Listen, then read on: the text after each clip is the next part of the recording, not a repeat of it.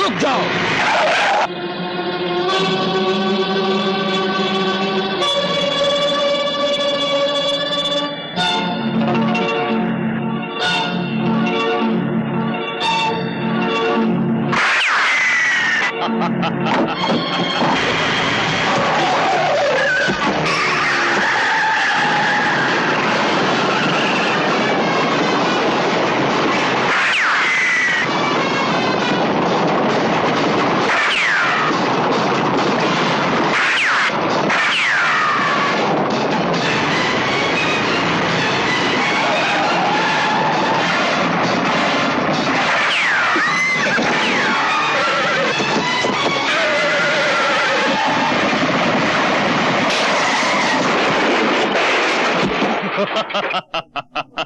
ले चलो।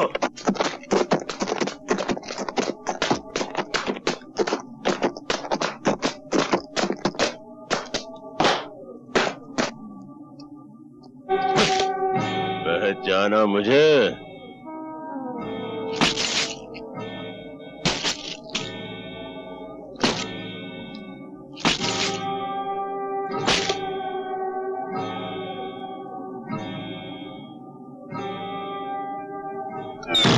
अपनी मौत को सामने देखकर भी नहीं पहचानते? शेरा?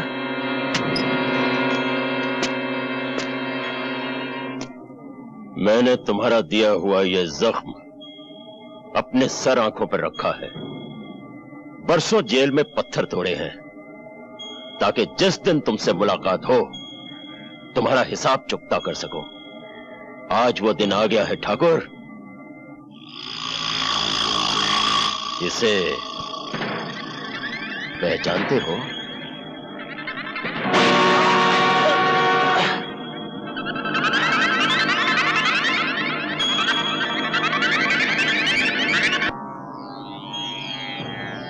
ये खड्डा मैंने तुम्हारे लिए ही खोद कर रखा है।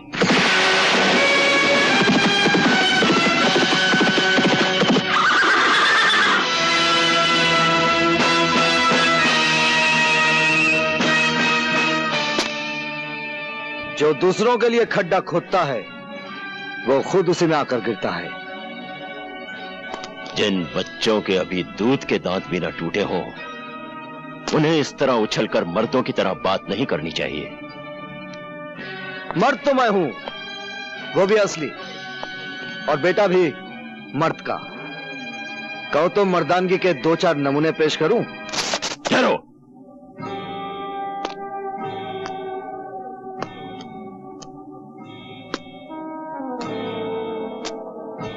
लगता है कि तुम्हें पहले कहीं देखा है। हाँ, जरूर देखा होगा।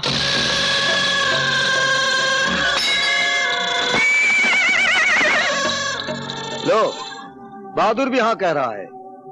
अच्छाई बुराई की मुलाकात तो हर युग में होती है, फिर वही होता है जो हमेशा से होता आया है। बच्चे, हम कोई मामूली बला नहीं।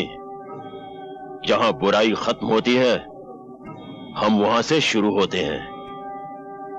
अगर तुमने मां के पेट में ही सुन लिया होता कि हमारा नाम राजा शमशेर सिंह उर्फ शमशेरा है तो शायद तुम पैदा होने से ही इनकार कर देते। फिर तो गया खड्डे में। क्या मतलब? मुलाकात तो होनी ही थी। विधाता के लिखे को कौन मिटा सकता है? रावण था तो राम थे, कंस था तो कृष्ण थे, दुर्योधन था तो धर्मपुत्र थे, राजा है तो रवि है। थोड़ी देर में दुनिया कहेगी कि रवि था और राजा है। हमने बड़े बड़े कर्मवीर देखे, धर्मवीर देखे, परमवीर देखे, शूरवीर देखे, लेकिन शब्दवीर पहली बार देखा। हमने भी बड़े बड़े राजा देखे। गलियों का राजा देखा, सड़कों का राजा देखा, भिखारियों का राजा देखा, लेकिन आज पहली बार कब्रिस्तान का काना राजा देख रहा हूं। देखो मिस्टर कान्या, मारा मारी से पहले एक शर्त है। जो खड्डे में पहली बार गिरेगा वो अपने हाथों से मिट्टी समेट कर अपने आप को दफन कर लेगा। मंजूर? मुझे मंजूर है।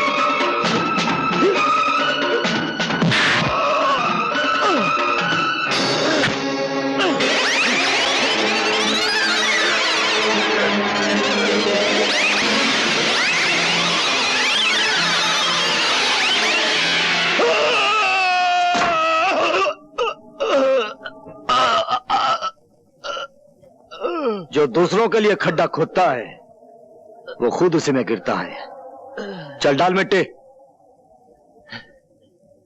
बेटा, इसे माफ कर दो। चल, आज तुझे माफ किया, ये तेरी पहली गलती थी। और एक बात सुन ले, अगर बुराई तेरा कर्म है तो अच्छाई मेरा परम धर्म है।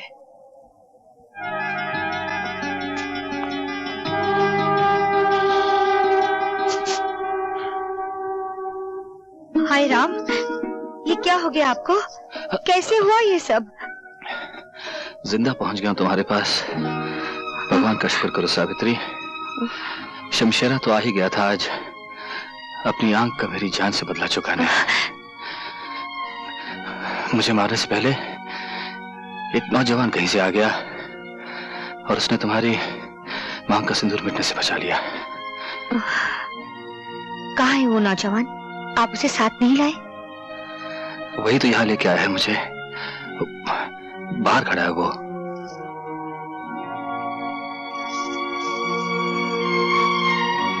भगवान तुम्हें बहुत कामयाबी दे बेटा। मैं तुम्हारी झोली सोने चांदी से भर दूंगी। तुमने मुझ पर इतना बड़ा उपकार किया है कि... जो मैंने किया है वो उपकार नहीं था, वो मेरा धर्म था। और धर्म अपना इनाम खुद होता है। उसे सोने चांदी के तराजू में तोलकर मुझे शर्मिंदा ना कीजिए।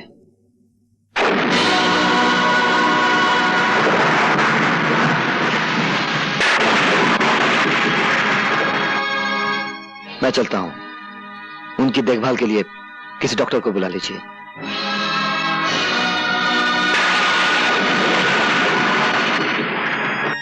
डॉक्टर साहब का बहुत खतरनाक एक्सीडेंट हुआ है, आप उनसे नहीं मिल सकती। मेरा मिलना उनसे बहुत जरूरी है। लेकिन आप समझते क्यों नहीं? उनकी जिंदगी और मौत का सवाल है। मेरी भी जिंदगी और मौत का सवाल है। सुनिए सुनिए। डॉक्टर साहब, मुझे मालूम है इस वक्त आपको परेशान नहीं करना चाहिए, पर मेरे लिए जानना बहुत जरूरी है। रवि क्या आपका बेटा है? तुम्हें कुछ शक है सावित्री? जी हाँ, मुझे पूरा यकीन है रवि आपका बेटा नहीं है। सच क्या है डॉक्टर साहब? बोलिए, सच क्या है? ये सच है सावित्री। रवि तुम्हारा ही बेटा है।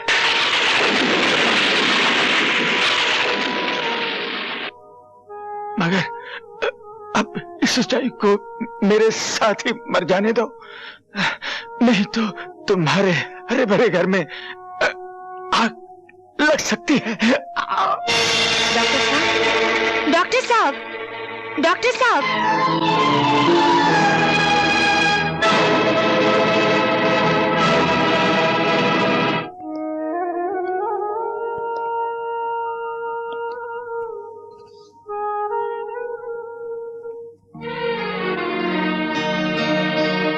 मां के बाद आप ही मेरे सब कुछ थे।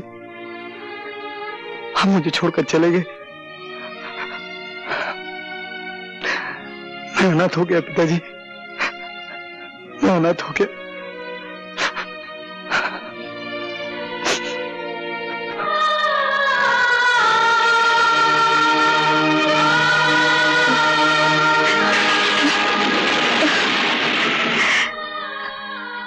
हे भगवान, अब मैं क्या करूं? पति पत्नी के जीवन की इमारत सिर्फ विश्वास की बुनियाद पे खड़ी होती है। सावित्री, जिस दिन प्रेम को पता चल गया कि तुम उसके विश्वास की आंखों में धूल झोंकती रही हो, तो इस इमारत को गिरने से कौन बचा सकेगा? इस इमारत को अब झूठ बचा नहीं सकता। बचा सकता है तो सिर्फ सच ही बचा सकता है। और आज मैं सच बता के रहूंगी।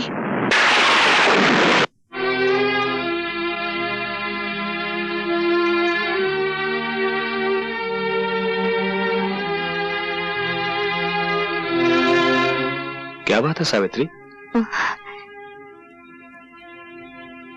बात कुछ ऐसी है जो मैं ना कह सकी तो मेरा दिल अंदर ही अंदर घुटकर मर जाएगा। मैं आपसे सब... मैं जानता हूं तुम क्या कहना चाहती हो। मैंने तुम्हारी आंखों में तुम्हारे दिल की कहानी पढ़ ली है। तुम अपने बेटे के बारे में बात करना चाहती हो ना? हाँ हाँ, आपको कैसे मालूम कि मैं अपने बेटे के बारे में बात करना चाहती हूँ? सावित्री, मैंने जिंदगी के कितने साल गुजारे हैं तुम्हारे साथ, दुख सुख बांटे हैं। तुम्हारी जिंदगी का ऐसा कौन सा कोना है जो मुझसे छुपा है एक कोना जिसमें आज तक अपने... मैं वो कोना भी जानता हूं। उसका नाम है रवि। रवि? क्या बताया रवि ने आपको? उसने बताया कि तुम डॉक्टर को मिलने गई थी। डॉक्टर ने तुमसे कुछ कहा और दम तोड़ दिया। वो बिलक बिलक कर रोने लगा और तुमने उसके सर पे अपना हाथ रख दिया। और क्या कहा रवि ने? उसने कहा जब अपना हाथ तुमने उसके सर पर रखा तो उसे ऐसा लगा जैसे उसकी मां वापस आ गई हो।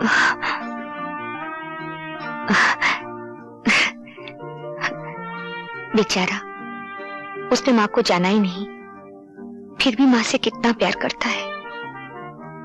डॉक्टर साहब के चले जाने के बाद वो अकेला हो गया है। मैंने उससे कहा वो हमारे घर आ जाए। मुझे विश्वास है तुम उसे मां का प्यार दोगी। मैं उसे घर ले आऊं? हाँ, घर? नहीं। क्यों, क्या बात है?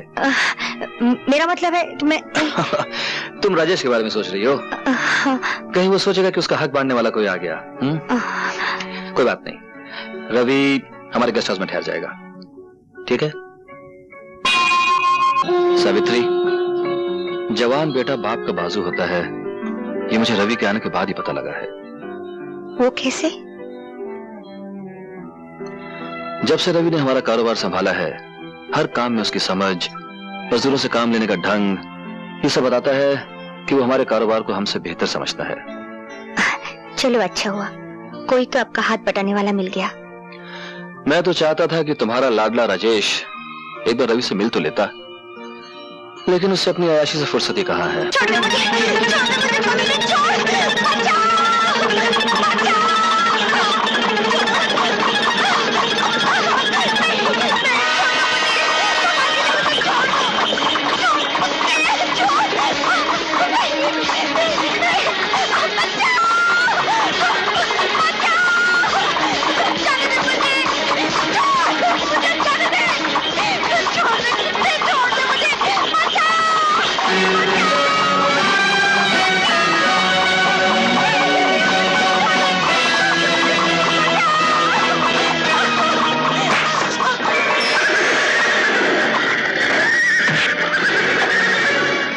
कौन हो तुम जो मेरे और मेरे शिकार के बीच में आके खड़े हो गए हो? शिकार का इतना ही शौक है तो जंगल में जाओ और किसी शेर का शिकार करो। कमजोर लड़कियों पर हमला करने वाले को शिकारी नहीं कहते। मालूम होता तुम्हारे मुंह में जो जबान है जरूरत से ज्यादा लंबी है, उसे काट के छोटी करनी पड़ेगी। मेरी जबान काटने से पहले मेरे हाथ की लंबाई तो देख ले।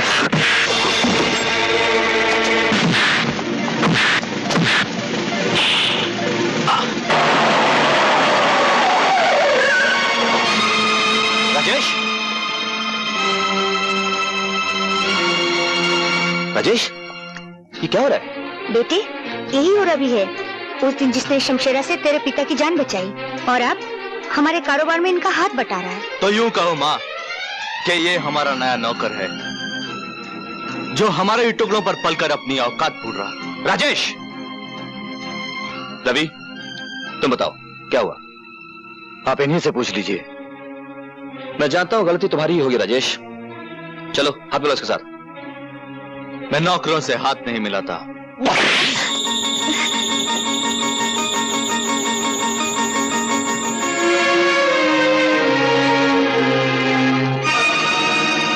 ये क्या किया आपने?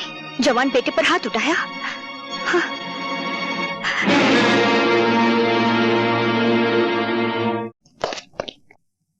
आपने मुझे बुलाया ठाकुर साहब? हाँ, वो बंजारे लोग आए हैं, उनको मेला लगाने की जगह दे दो। पिलराम, पिलराम, जो हुक्म, जो हुक्म। बंजारे, मैं ना पिताजी, पिताजी दरवाजा खोलिए पिताजी, हमारी किस्मत का दरवाजा भी खुल गया है। खाना बदोश लोग आ गए पिताजी। पिताजी, पिताजी, अरे आज सुबह सुबह बेहोश हो गए क्या?